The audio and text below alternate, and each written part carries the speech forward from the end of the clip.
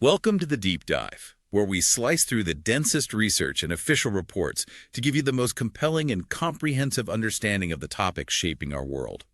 Today, we are doing a deep dive into an institution. And it's more than just an exam, really. We're focusing on the College Scholastic Ability Test in South Korea, also known as the Suneung. Exactly.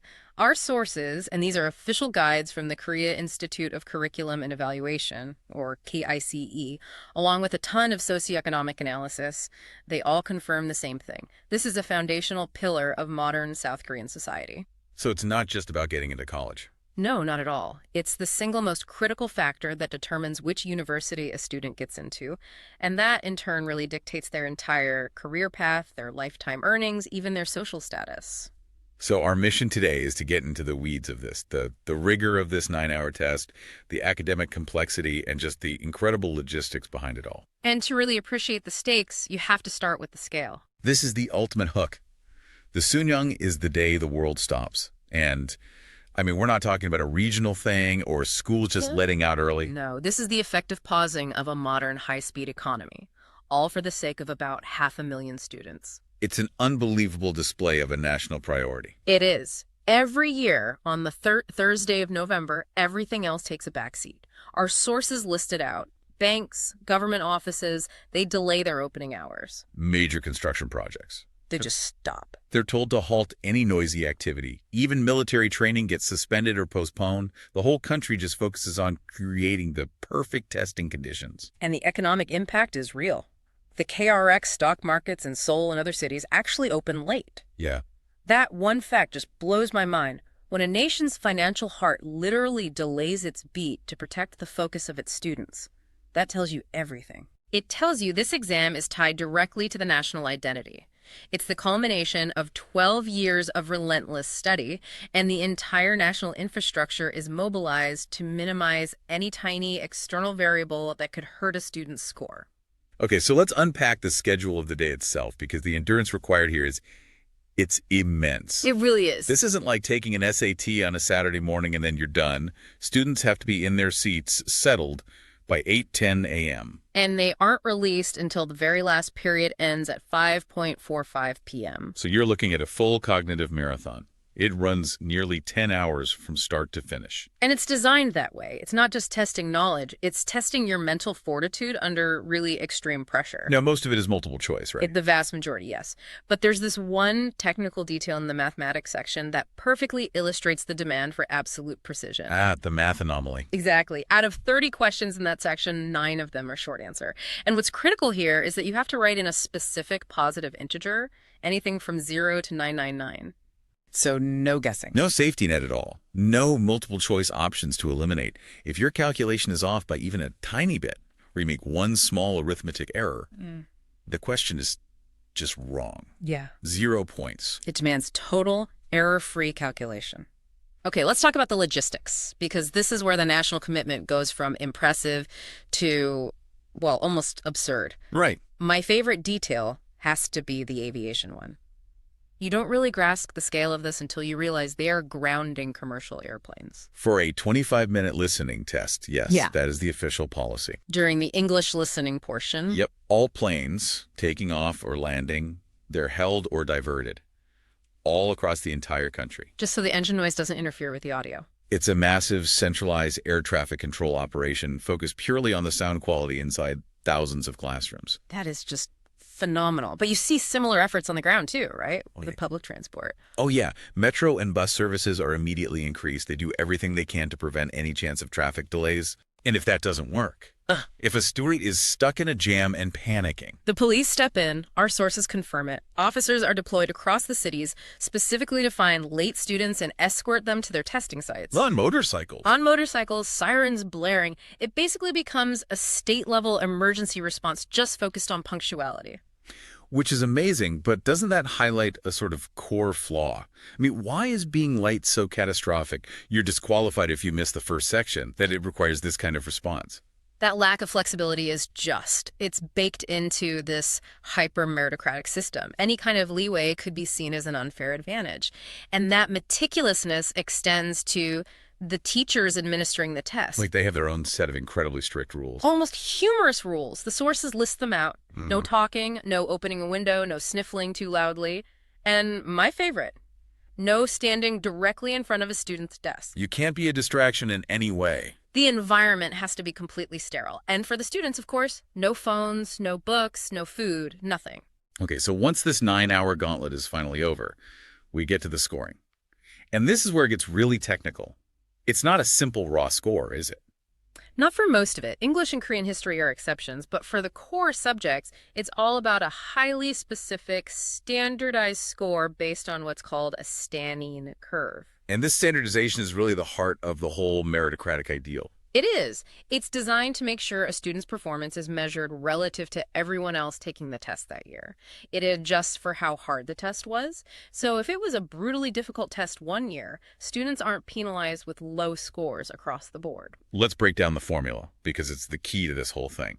The standardized score, which they call S, is calculated as S equals Z times sigma plus M.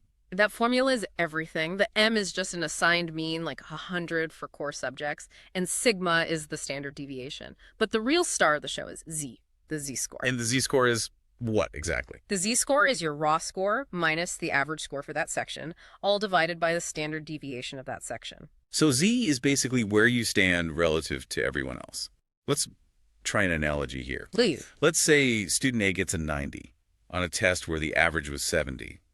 And student B also gets a 90, but on a different test where the average was 95. Right. Same raw score, but very different performances. Exactly. Student B actually did pretty poorly compared to their peers, while student A knocked it out of the park. The Z-score captures that difference. It locks it in. It shows that student A is in a much higher percentile, no matter what the raw number says. And the full S formula just scales that, so universities can compare a score from 2023 objectively against one from 2025. Which means the goal isn't just to be right. It's to be right more often than everyone else. That's the pressure. It's a competition against the entire national cohort, standardized down to a decimal point. Let's move from the mechanics to the content itself. Yeah. Because the academic breadth here is just staggering. We're talking 6 sections covering everything from philosophy to advanced math. And we have to start with the Korean language section. 80 minutes, 45 questions. And this is so much more than just reading comprehension. It's about speed and accuracy of analysis. Under incredible pressure, the diversity of the reading passages is what really sets the Suneung apart. Students get 4 major articles from 4 completely different domains. Like what? So you might get one on reading theory itself, then another on humanities, maybe comparing 2 different philosophical texts.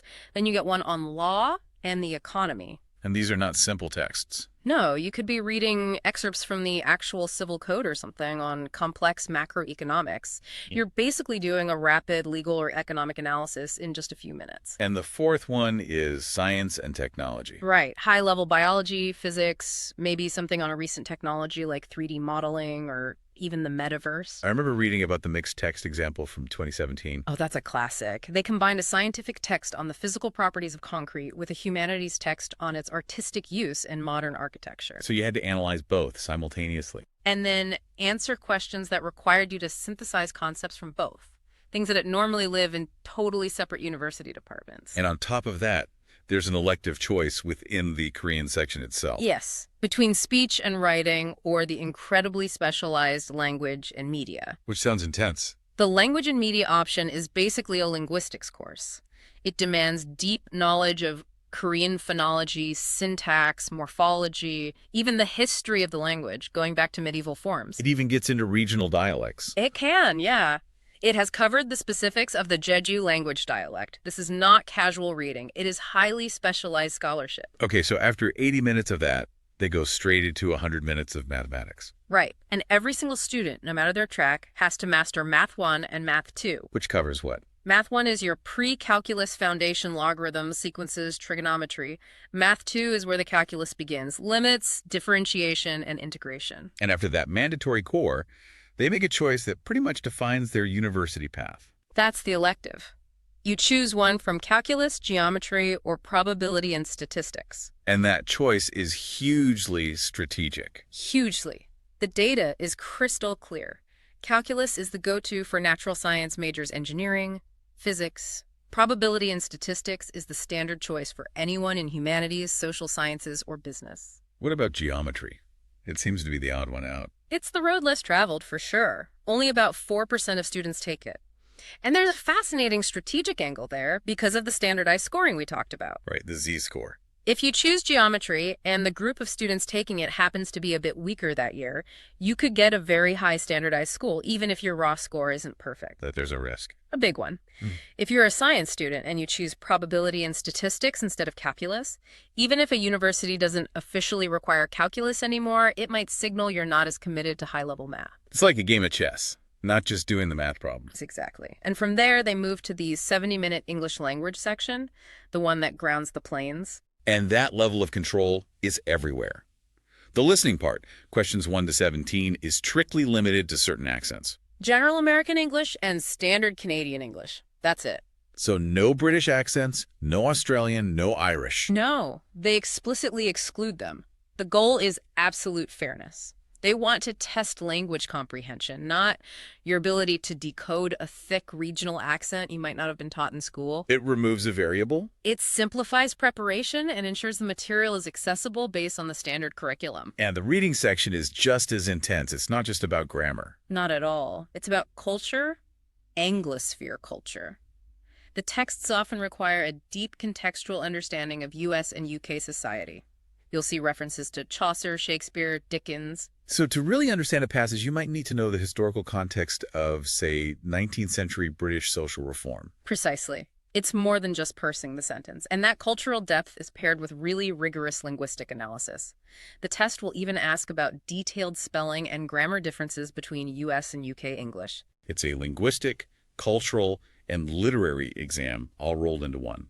And that academic rigor is further complicated by the subordinate subjects. This is where you see the constant instability of the Suneung system as it tries to adapt to what universities and the public want.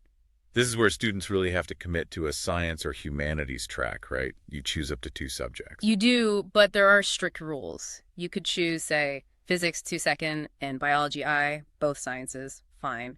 Or you could mix maybe chemistry or society and culture, also fine. But you can't mix certain things. Right. You can't pair a social studies subject like world history with a vocational one like principles of accounting. The vocational track is very separate, taken by only about 1% of students. And this separation between science and social studies is what led to this huge shift that started in 2024. The great university shift, yeah. Historically, if you wanted a top STEM major, the rules were rigid. You needed 2 science subjects, and you were pretty much expected to take calculus or geometry. But that changed. It changed dramatically. Starting in 2024, most major universities just abolished the 2 sciences rule. And the implication was immediate. Completely predictable. Students thought, why should I struggle with advanced physics II if I don't have to? So you saw this huge migration of students from the science track over to social studies, just looking for an easier path to a high score. The numbers are pretty staggering.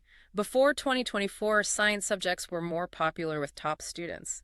In the 2024 test, social studies takers actually outnumbered science takers. It's a complete reversal, driven by student pragmatism. Are there any exceptions still holding out? A few big ones. Seoul National University and almost all medical schools still require the 2 science subjects. And this isn't the end of the changes. There's a massive overhaul planned for 2027. It's a radical one. They're planning to abolish all the electives we just talked about. In Korean and in math, no more choosing calculus or PNS. Everyone takes the same test. And what about the subordinate subjects? They're being replaced.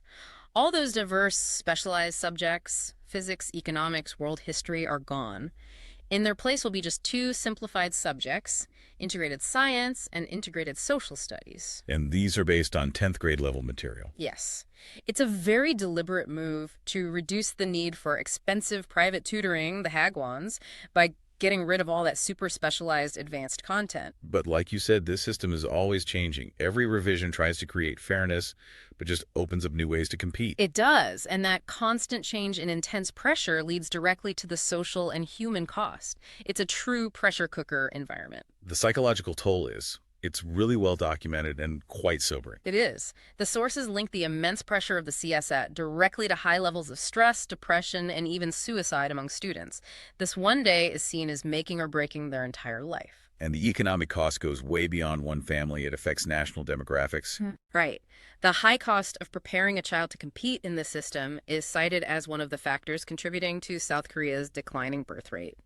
Parents feel the burden is just too immense. Which brings us back to that core debate about meritocracy. I mean, if the goal is pure fairness, but nearly 80% of students are relying on expensive private tutoring.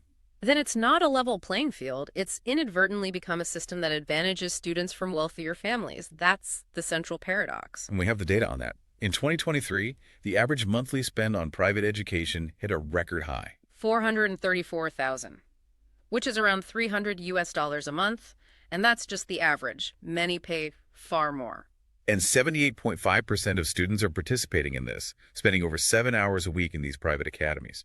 The private sector has basically taken over Suneung prep. The government sees this, and they've been trying to fight back. Their big push has been to eliminate what are called killer questions. These are the notoriously difficult, almost esoteric questions that often go a little bit beyond the high school curriculum. Exactly. They're the kind of questions that the Hagwons specialize in teaching. They drill students on the tricks and the edge cases. And the government tried to get rid of them in 2023, but it didn't really work. It didn't. So they renewed the effort for the 2024 exam, specifically targeting these questions to try and break that cycle of dependence on private tutoring. It's an ongoing battle. All this instability and pressure, it just breeds so much anxiety, which can lead to some strange behavior. Let's go back to the Onada incident. Ah, yes. It's a classic anecdote that just perfectly captures the desperation. In the mid-90s, this rumor started spreading among students. A superstition. A powerful one. The rumor was if you had the S-shaped emblem from a Hyundai Sonata the third car, you'd get into the top university, Seoul National. And what about the Roman numeral 3 from the car? That was supposed to grant you a perfect score on the test. So what happened? Widespread vandalism. Anxious students started secretly prying the S and 3 emblems off of parked cars all over the country. It got so bad that Hyundai itself had to step in. They did. Hyundai Motors had to start a free emblem replacement service for Sonata the third owners. When a car company has to react to that kind of a national rumor, the pressure has reached a crisis point. To really understand this whole institution, we have to look behind the curtain at how the test is actually made. And this is not just a few professors in an office. This is a full-blown national security operation run by KAs. So who are the people writing this life-altering test? They're carefully selected university professors and very experienced high school teachers, and they're split into two isolated groups: the creators who write the questions and the reviewers who check them for any possible error or bias. And the whole process happens in total lockdown. Total isolation. Everyone signs a non-disclosure agreement. Then they're sequestered in remote government-owned hotels or training centers for weeks. No contact with the outside world, no phones, no internet, no leaving. You can't just lock people away like that without support. Of course not. They have a full support staff on site with them. Cooks, doctors, pharmacists, nurses. Everyone needed to keep the operation running without any external contact. And the security. It's handled at the highest level.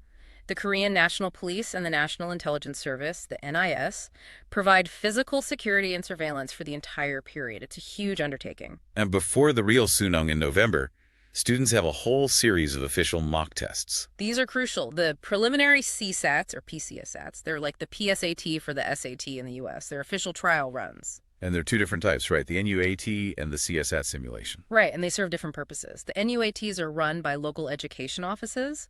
They're mostly for high school students to gauge their progress and for schools to see where they stand. Seniors take those throughout the year. March, April, July, and October. And that schedule is designed specifically so it doesn't conflict with the more important test, the CSAT simulation. The simulation run by KCEX itself. The very same institution that writes the final exam. This is their failsafe. They introduced it after the test had some disastrous difficulty-setting failures in the early 2000s. So this is how they calibrate the real thing. Exactly. It's held in June and September, and the September one is the ultimate barometer. It covers the entire curriculum, just like the real Suneung. KSU uses those results to finalize the difficulty, adjust the questions, and predict how the entire cohort will perform. So for a student, that September simulation score is the most accurate predictor of how they'll do in November. It's the single best indicator they have. The whole year is just this relentless cycle of assessment, all designed to make sure there are absolutely no surprises on test day. So we've dissected this from every angle. From the extreme logistics grounding planes and police escorts to the incredible academic complexity, it's a remarkably efficient, objective, merit-based system. It is, but it comes at a huge human cost. It fuels this massive, expensive private education industry, causes immense psychological distress, and even impacts national demographics. And it's always in flux, like the big shift away from science tracks in 2024 and this radical overhaul coming in 2027. You should now have a really deep, comprehensive understanding of these 9 hours that can define a life, the massive infrastructure it takes, and the cultural anxiety it both reflects and creates. So we'll leave you with this final, provocative thought. The government's goal for 2027 is to simplify everything. Get rid of the killer questions, test more foundational 10th grade level material. But if they succeed, and every single student is suddenly taking a much easier, more standardized test, what new form of competition arises? If excellence isn't enough to separate the top students anymore, what happens when the only thing that matters is absolute, flawless, errorless perfection? What kind of preparation system will emerge when the entire game is about who can achieve a perfect score and who makes a single mistake?